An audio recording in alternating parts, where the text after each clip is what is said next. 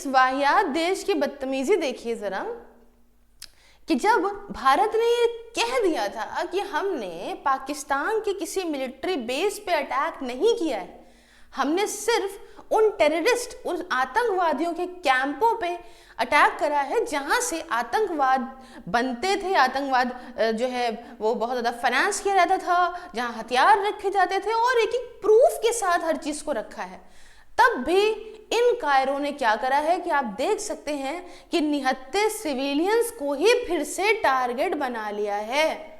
और प्लीज इस लेक्चर को पूरा देखिएगा, क्योंकि आखिरी में मैं अपने देशवासियों से भी कुछ रिक्वेस्ट करना चाहूंगी कि जो भी मैं एनालाइज कर रही हूँ उससे मुझे कुछ चीजें जो महसूस हो रही हैं।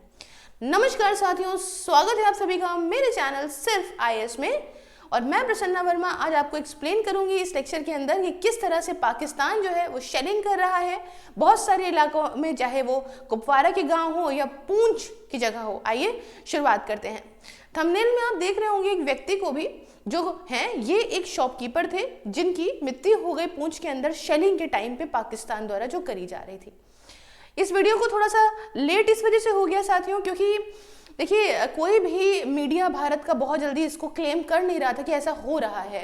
सरकार ने तो नहीं किया, लेकिन फोटोज वीडियोस निकल के आने लगी, ऑल आइज ऑन पूंछ के ऊपर। उसके अलावा ये सब निकल के आने लगा कि पूंछ के अंदर शेलिंग हो रही है, लोगों की मृत्यु हुई है, बहुत सारे लोग मारे गए इसके अंदर। अभी फिलहाल तो कई सारी जगहों पे आप देख सकते हो कि यहाँ पे अपडेट्स हैं कि पाकिस्तान ने यहाँ पे क्या किया है कि अटैक करा है। अब थोड़ा सा समझते हैं पूंछ कहाँ पे है। साथियों, जैसे कि हमने देखा था पहलगाम के अंदर जो अटैक हुआ, जिसमें 26 लोग जो है उन्हें उनके धर्म के आधार पर धर्म पूछ के उनको मार दिया गया, वो LOC से फिर भी दूर है पहलगाम जो है कश्मीर का। लेकिन अगर हम पूंछ की बात करें तो आप देख सकते हैं कि पूंछ जो है वो बहुत LOC के बिल्कुल बॉर्डर पे ही पड़ता है ना। इस तरफ भी आप देख सकते हो, इस तरफ आप मैप पे भी देख सकते हैं कि एकदम ही करीब पड़ता है। तो इन्होंने उस जगह को टारगेट बनाना बहुत ही ज्यादा सही समझा। अच्छा, जब ऑपरेशन हुआ था ये सिंदूर का, उसके बाद भी हमने देखा था कि पूंछ जो है वहां पे बहुत सारी फायरिंग करी गई थी, मतलब स्मॉल आर्म फायरिंग करी गई थी पाकिस्तान के द्वारा। उसके अलावा जब हम देख रहे थे कि बहुत सारा धीमे धीमे पिछले 10 दिनों से ये ऐसा पाकिस्तान LOC के एग्रीमेंट को जो है वो वायलेट कर करके फायरिंग कर रहा था, तो भी इसका जगह का नाम था। लेकिन अब बहुत सारी फोटोज वीडियोस निकल के आ रही हैं, सत्यता तो प्रमाणित नहीं करी जा सकती कि पुरानी है नहीं है, लेकिन हाँ मोस्टली एक ऑथेंटिक जगह से ही उठाई गई फोटोज हैं।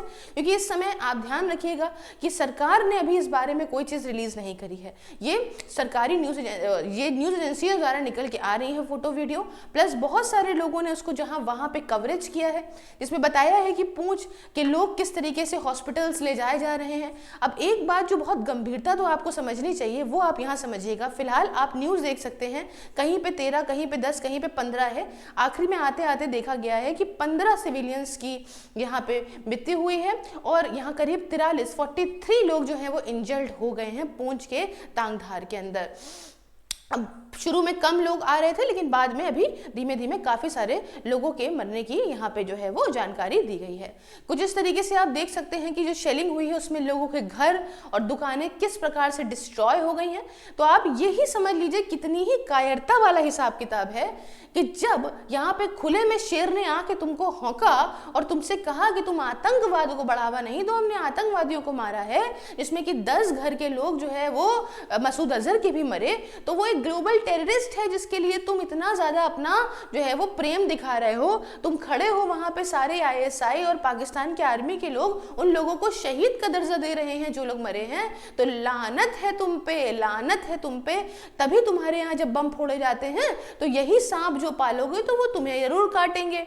यहाँ पे आप एक समझिए। अच्छा, इस बात के बाद यहाँ पे वहां का एक कायर PM क्या स्टेटमेंट देता है, कहता है कि इंडियन स्ट्राइक जो है वो हमने तो जवाब दे दिया, जो इंडियन स्ट्राइक करी थी यहाँ पे हमारे ऊपर, तो हमने उसका जवाब दिया है, पकड़िए।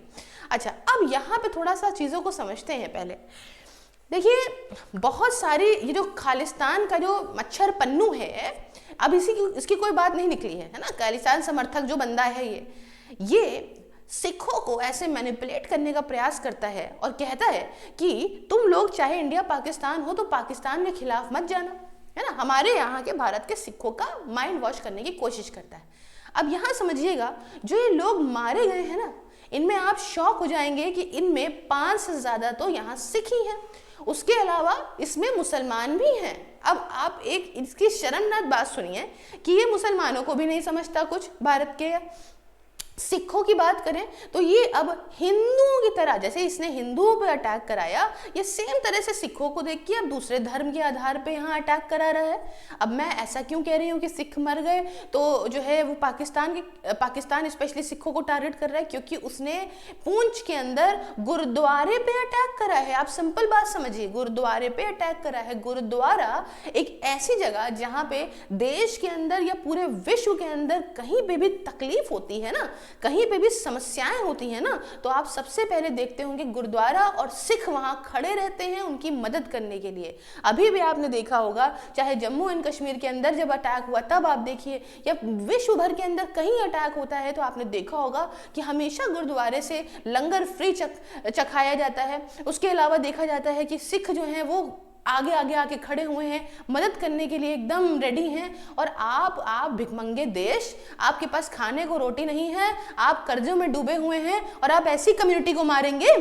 मेरी तो दरख्वास्त है सभी सिखों से कि आप देखें एंड आप खुद एनालाइज करें कि क्या हो रहा है क्या नहीं हो रहा है। ये सब कुछ फर्क नहीं पड़ता है इनको।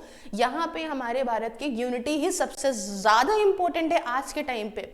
अच्छा, जब ये सारी चीज़ें हुई तो उसके बाद हमने देखा कि जो है पंजाब के सीएम जो है भगवंत मान ने भी यहाँ पे निंदा करी इस बात की और कहा कि गुरुद्वारे में जो हुआ गलत हुआ। बाकी शिरोमणि दल के जो है वो जो बादल साहब हैं उन्होंने भी कहा कि जो है मैं प्रार्थना करता हूँ कि भगवान के चरणों में इन सबको जगह दी जाए, है ना। तो ये सारी चीज़ें स्टेटमेंट वगैरह निकल के आने लगे अलग अलग जगहों से। बहुत सारे ट्वीट में देखने को मिला जो अमनदीप जी ने करे हैं वहाँ से, जिसमें जो है सिख कैसे मरे हैं वहाँ। उसके अलावा बहुत सारे लोग, बहुत सारी शेलिंग, बहुत सारी फोटो वीडियोज़ भी वायरल हुई जिनको देख के आप दहल जाते, और शायद यूट्यूब भी हमें अलाउ ना करता, इसलिए हमने यहाँ पे ऐड नहीं करी है। अब इसके अलावा भी आप देखिए कि ये तो बात है कल की, इसके साथ आज की जो खबर निकल के आ रही है वो शेलिंग इन पाकिस्तान के द्वारा की गई है जम्मू एंड कश्मीर के कुपवारा में, जिसमें कि 12 सिविलियंस की मौत और एक सोल्जर की मौत भी हुई है। इसके अलावा बहुत सारे लोगों को चोट आई है, इंजर्ड हुए हैं। आप ये समझिए कि ये जम्मू एंड कश्मीर के अंदर जो कर रहा है हरकतें, क्या ही सही है। Pakistan shelling targets civilians. अब आप तुम समझो ये क्या कर रहा है, जान रहा है कि भारत से तो नहीं लड़ पाएगा, भारत से तो लड़ने के इनके बूता है नहीं, तो ये क्या करते हैं कि ये उन बॉर्डर के एरियाज को टारगेट करके वहां के सिविलियंस को मारने का प्रयास करने लग रहे हैं, ताकि जो है वो निहत्थे सिविलियंस मरे और अपना जो सेटिस्फैक्शन लेवल है वो इनका पूरा हो। क्योंकि यहाँ भारत ने क्लेम करा 70+ टेररिस्ट को मारा, उसके अलावा न जाने कितने लोगों को इंजर्ड किया। तो इसके जो मिर्ची लग गई है कहीं पे, आप समझ रहे हैं कहां पे, उस मिर्ची को ये बुझाने के लिए इस तरीके का सेटिस्फैक्शन लेने का प्रयास कर रहा है। अब यहाँ पे देखिए जो इसने करा वो देखिएगा आप, यहाँ पे भी 8 सिखों के घरों को बर्बाद करा गया और सिखों को वहां से जाना पड़ा 70-80 किलोमीटर दूर अपना घर छोड़ छोड़ के। अब आप समझिए, मैं स्पेशली सिख यूं कह रही हूं क्योंकि पहलगाम के अंदर भी देखा गया कि हिंदुओं को टारगेट करा गया। ये धर्म के आधार पर टारगेट बना रहा है जानबूझ के, ताकि किसी भी प्रकार से यहाँ पे जो है ये यूनिटी भंग कर सके। इसके साथ इन लोगों को भी देखना चाहिए, सबको आंखें खोल के देखनी चाहिए कि आप देश के साथ, अपने लोगों के साथ खड़े रहिए। किसी भी प्रकार से अगर आपको रेडिकलाइज या करने के प्रयास करा जाता है, दिमाग जो है आपका वॉश करा जाता है, बिल्कुल ना आइए। ये सिर्फ और सिर्फ इस तरीके की मंशा रखने वाले देश हैं। आप देख सकते हैं कि जो है 8 घर डिस्ट्रॉय हो गए बुरी तरीके से कुपवारा के तिरबुनी विलेज में। अब कुपवारा कहाँ है आप देख सकते हैं, पूंछ और कुपवारा में करीब 251 किलोमीटर का फर्क है, ठीक है, और ये भी यहीं पे ही पड़ता है, ठीक है। अब यहाँ पे आप देख सकते हो शेलिंग करी गई है सिर्फ कुपवारा में नहीं, बारामूला, उरी और अखनूर एरियाज में भी यहाँ पे पाकिस्तान ट्रूप्स ने किया है। और उसके बाद अब आप ये समझिए कि अभी कल इनके जो है रक्षा मंत्री वगैरह का क्या स्टेटमेंट आ रहा था कि अगर भारत जो है वो नहीं कुछ करेगा, आगे से बढ़ावा नहीं देगा चीज़ों को, तो हम रेडी हैं इसके साथ कोऑपरेट करने के लिए और हम झगड़ा वगैरह नहीं करेंगे, हम आगे चीज़ों को नहीं लेके जाएंगे। बट यहाँ पे बदतमीजी क्या करी गई है, बदतमीजी अभी भी ये कर रहा है इस तरीके से, और जाके रोएगा इंटरनेशनल लेवल पे कि देखिए हमने तो कुछ नहीं करा, फिर से भारत ने हम पे अटैक कर दिया। भारत को ये चाहिए, मेरी रिक्वेस्ट है कि भाई आप क्या करो, इन सब चीजों को भी इंटरनेशनल लेवल पे प्रेजेंट करो कि जिस तरीके से ये पूंछ में काम हो रहा है, इतने लोग मरना कोई आम बात तो है नहीं भाई। 26 वहां मरे थे, 15 यहाँ मर गए, तो बहुत बड़ा ही नंबर तो हो गया। तो इस वजह से भारत को ये सारी चीजें जो कुपवारा में इसने करी हैं और उसके अलावा जो पूंछ में करी हैं, इसे सामने इंटरनेशनल लेवल पे प्रेजेंट करना चाहिए देशों के सामने, कि ताकि हम जब रिटेलिएट करें तो इसके पास आंसू बहाने के लिए, घड़ियाली आंसू बहाने के लिए कोई जगह ना रह जाए। कैजुअलिटीज देखने को मिली, वो समझ में आता है।